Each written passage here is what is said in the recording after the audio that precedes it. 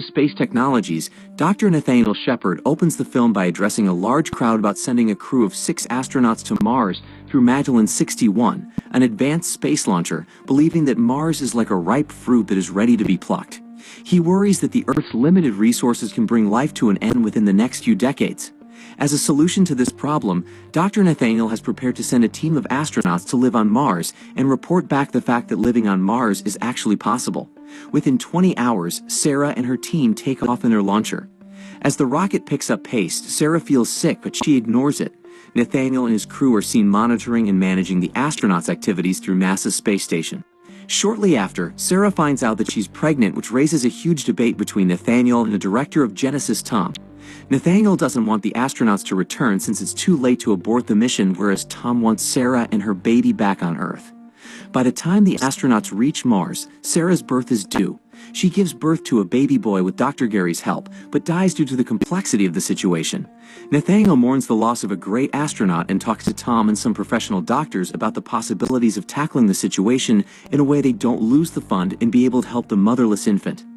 Nathaniel falsifies Tom's theory of bringing back the child to Earth by reminding him that the child was born with it, and hence bringing him to Earth can cause a weird defect in his bones and body.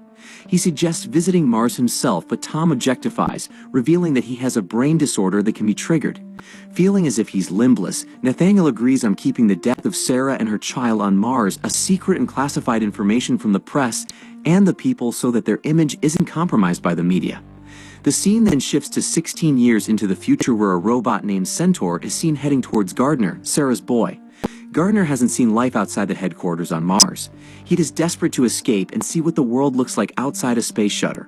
He demands Centaur to create a map of the ventilating systems that go from his quarter to the storage facility of the East Texas, the name of their headquarters.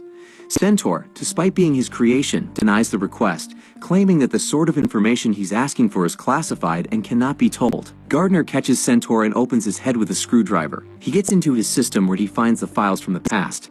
He gets a text from Kendra, Sarah's best friend, and Gardner's guardian, saying she needs him at the lab. Gardner helps Kendra fix the minor issues at the lab, like fixing the irrigation system, which they're using to water the plants they're creating for Mars. Once he's done being a good boy, he heads back and breaks into the files that shows him the pathway to the storage unit. On finally reaching the storage unit secretly, he finds some of the belongings of his mother.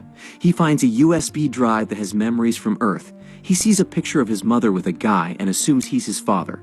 He immediately takes a printout of that picture and connects to a girl named Tulsa on the internet. Tulsa is a devastated high school girl who talks to Gardner as an online friend from her laboratory lecture, not knowing